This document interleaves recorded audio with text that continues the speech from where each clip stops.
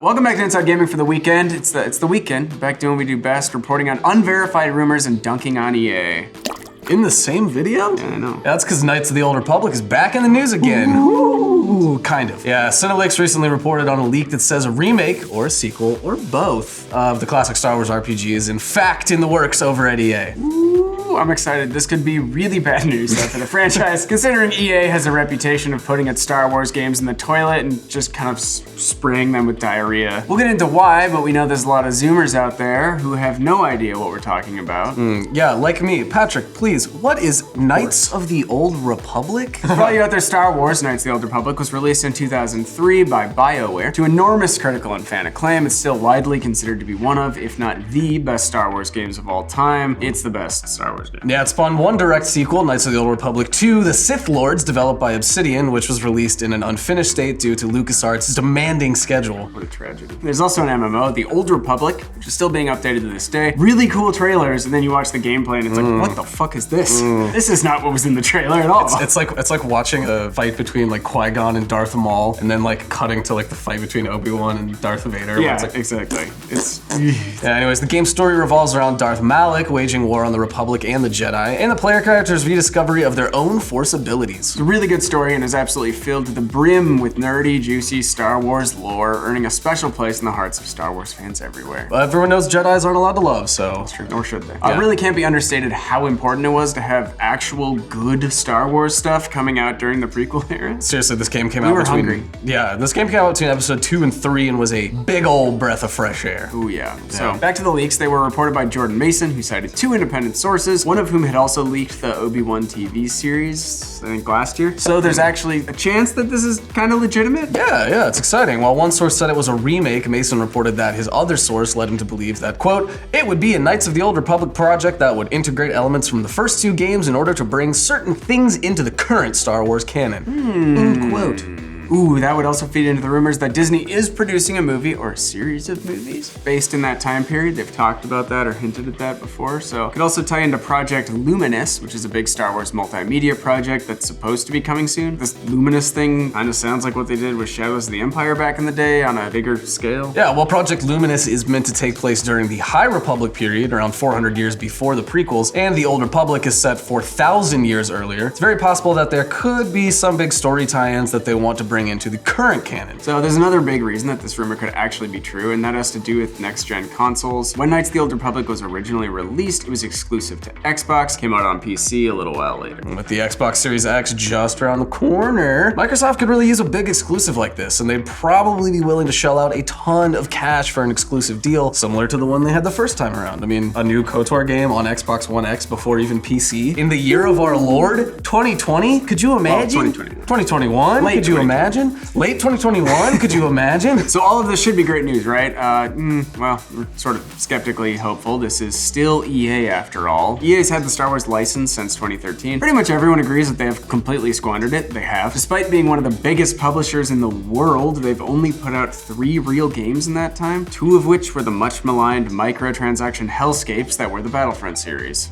Yes, but very good for cutting B-roll. Really good looking game. Yeah, they are. Yeah. The third, Respawn's Jedi Fallen Order, was awesome, but with EA's deal running out in 2024, maybe too little too late, and EA definitely already spent a ton of money on that license. Since EA owns Bioware, the developers of the original Knights of the Old Republic, whose last game was it seems like a no-brainer that they would be the ones behind the rumored remake, but according to some sources, they've actually been denied by EA. What? Yeah. Ooh, Kotaku's Jason Schreier tweeted last year that they've tried to make it happen more than once from what I've heard. No luck. EA thought that Anthem was going to be a huge cash cow for them. We all know how that went. And it's left that studio in a kind of limbo. We've all heard about them doing a big fix for Anthem, aka, finishing development on the game they released a year ago. Something new in the Mass Effect universe, and of course, Dragon Age 4, so it's unlikely that they would say, split up your workforce to go to work on this single-player RPG remake that we can't monetize to all hell. Whether or not this is EA's or Disney's decision is also kind of hard to say. Disney keeps a super tight vice grip on all its properties. Just because EA owns the license to make games games does not mean they just have carte blanche to do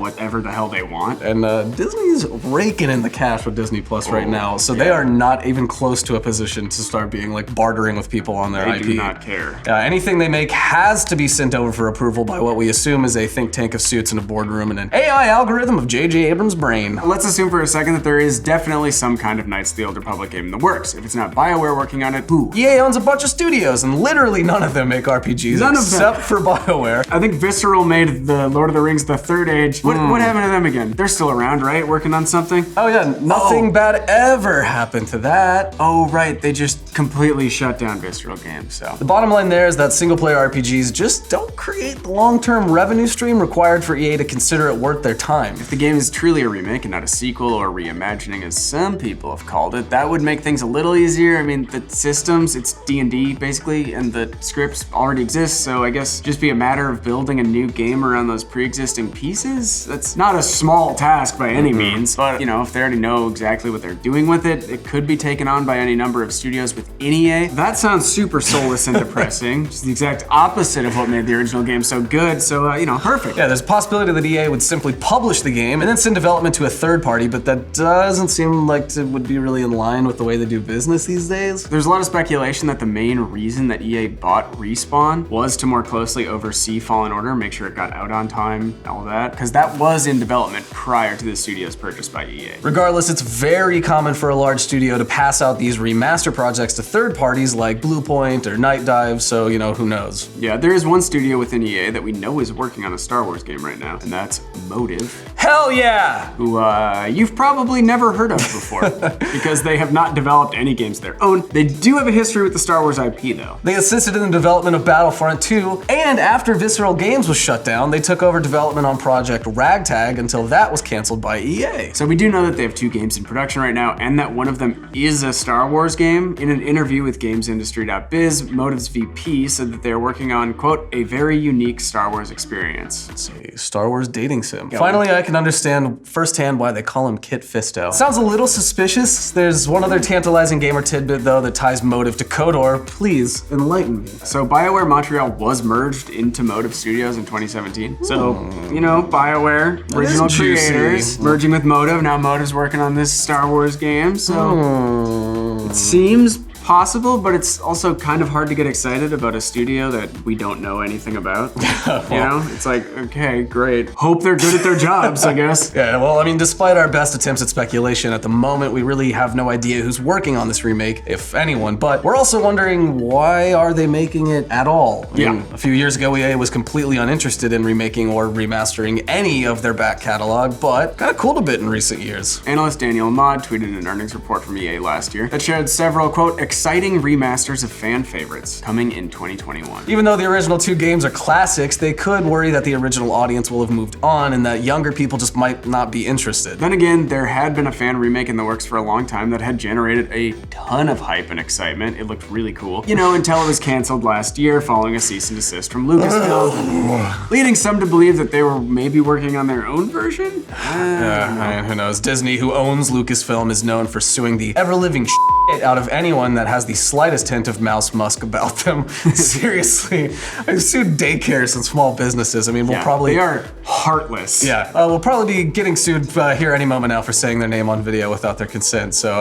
it's been nice knowing you. It's been fun, fun ride on the ship. So the shutdown of the remake could have just been Disney not wanting to let anyone else in on the fun. Classic Disney. By the way, like, I'm pretty sure this was a game that they were just gonna release for free. I don't know for sure. Come on. The mouse cracking the whip. Yeah. How dare you have fun without my consent?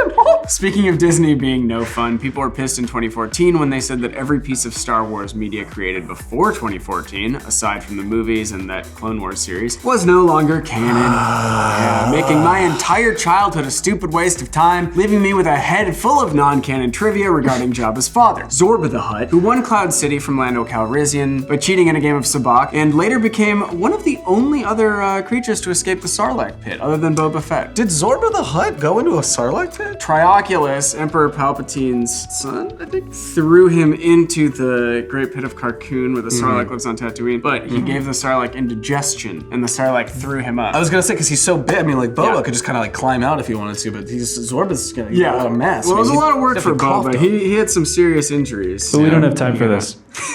Yeah, anyways, this was a broad stroke made by Disney so that the new movies could go forward without having to worry about, a minefield of lore. In the years since, a lot of details from Legends, the term for the non-canon material, have kind of found their way back into the canon in various ways. Thrawn basically is the Emperor in Rise of Skywalker. Even KOTOR's mystery villain, Darth Revan, no spoilers, got a shout out in Rise of Skywalker. I think one of like Palpatine's legions was the Revan Legion or something. So at least it's kind of canon, right? I mean, they referenced it, they referenced the name. Nickel and diming to get as much Legends canon as they can in. Well, that brings us to the rumor that the game is actually a remix or reimagining of the original 2 games, made in a way that kind of, fits into the new canon. We've seen this approach recently with the Resident Evil 2 remake. The story is pretty much the same, but there's a total, complete overhaul of everything else. Yeah, it's likely that we'll see a big overhaul to the combat system if they are in fact going with the reimagining route. KOTOR's D&D-like combat system is something we really don't see a lot of anymore. It's not as accessible as most other popular Western RPGs these days. That could be something that EA or Disney wants changed just to reach the most people. Yeah, we've seen other RPGs move away from slow-paced, turn-based combat recently. I mean, even Final Fantasy has moved on to an open combat system. Yeah. With Cars too. Cars as well, not the sequel to Cars. Yeah, if this game is meant to inform and kind of intertwine with the new Star Wars films or TV shows, books, comics, whatever, they want to make sure the game is accessible to as many people as possible. Yeah, if pressed, I'm kind of leaning towards this possibility if I'm being shooting straight with you. It sounds right. If this is in fact like a big multimedia thing, I could see like a big prestige game coming out, and why not set it in this time period? I think we'd all love KOTOR remake, but with the information that we have right now, I'd personally put my money on a new game set around the same time period and informed by the events of the first 2 games and the already existing MMO. So if the game is coming out late this year, early next, there's a good chance we'll hear more about it around the time of E3 next year when EA hosts its big EA Play live streams. Yeah, well, until then, all we can do is hope these rumors are true, and more importantly, that EA doesn't manage to royally fuck it up. Surely not, right? There's no way. No. Their track record is spotless. Yeah, so for now, the original games are available on a ton of platforms, including mobile, which sounds and is terrible, but it's also available on PC, Mac, it's also backwards compatible on the Xbox One. So these are still some of the best Star Wars games of all time. Just not on mobile. Or on Mac. The Mac one was also not a great experience for me. Okay, that was good. Good practice. I just started recording. Take it from the top? Yeah. Hello everyone, welcome back to Second for Monday! Happy Monday! Don't forget we always clap on Mondays. Let's all grab a big cup of coffee, start the week with a massive dunk on EA. Why, you may ask? Well, it's no secret that EA hasn't done a whole lot with the Star Wars license, and they may be finally at the end of their rope. They're now 6 years into a 10-year deal with